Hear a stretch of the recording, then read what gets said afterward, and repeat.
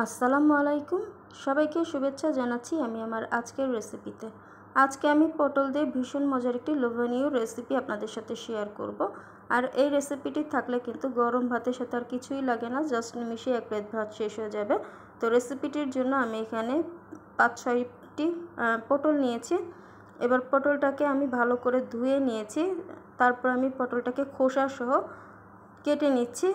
তো কিভাবে কাটতেছে তো সেটা তো আপনারা ভিডিওতে দেখেই বুঝতে পারতেছেন। এই যে একটু চাক করে আমি কেটে নিলাম। তো এইভাবে করে বাকি সবগুলো পটল আমি কেটে নিব। তো এখানে আমি সবগুলো পটল কেটে নিয়েছি। তো এখন এর মধ্যে আমি একে একে বাকি উপকরণগুলো অ্যাড করে দিব। তো আমি এখানে প্রথমে দিয়ে দিলাম প্রায় 10-12টির মতো কাঁচামরিচ। আর কাঁচামরিচটা আপনারা যতটুকু ঝাল খাবেন তো সেই অনুপাতে অ্যাড করে দিবেন। এর মধ্যে দিয়ে দিলাম 7-8 কোয়ার মতো রসুন। আর এখানে দিয়ে দিয়েছি 2টি শুকনো মরিচ ছিঁড়ে দিয়ে দিয়েছি। আর এখানে একটু মোটা করে কেটে নিয়েছিলাম পেঁয়াজ কুচি। তো আর এর সাথে দিয়ে দিচ্ছি সরিষার তেল। আর এই রেসিপিটা এত বেশি মজা হয় যে আসলে যখন আমি ভয়েস দিচ্ছিলাম তো আমার জিভ দিয়ে অলরেডি পানি পড়তেছিল। তো যাই হোক, আমি এর মধ্যে সামান্য একটু পানি অ্যাড করে দিয়েছি। আর এখন এর মধ্যে দিয়েছি পটলের খোসা। তো পটলের খোসাগুলো দিয়ে আমি এবার সব কিছু খুব ভালো করে একটু নেড়ে চেড়ে মিশিয়ে দিচ্ছি।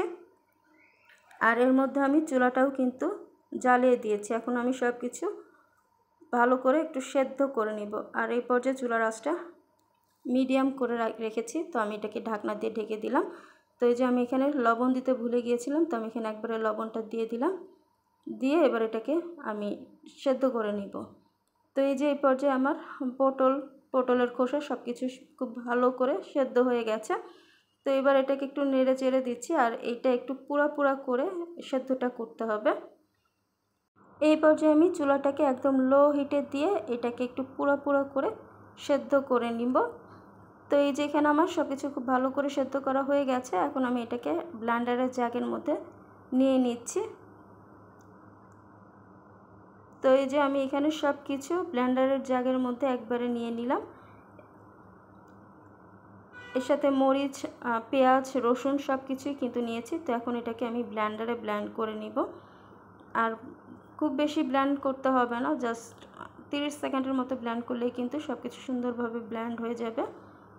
তো এই যে এখানে সব কিছু ব্লেন্ড হয়ে গেছে। তো এটাকে আমি একটা সার্ভিং ডিশে সার্ভ করে দিয়েছি। তো তৈরি হয়ে গেছে লোভনীয় স্বাদের পটল ভর্তা।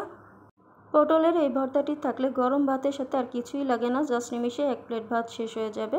এছাড়াও এই পটল ভর্তাটি খুদের ভাত, খিচুড়ির সাথে খেতেও কিন্তু ভীষণ ভালো লাগে। তো আশা করছি আমার আজকের রেসিপিটি আপনাদের ভালো লেগেছে। যদি ভালো লাগে তাহলে অবশ্যই আপনার ফ্রেন্ডস অ্যান্ড ফ্যামিলির সাথে শেয়ার করবেন। তাহলে আজকে এই পর্যন্তই। আল্লাহ হাফেজ।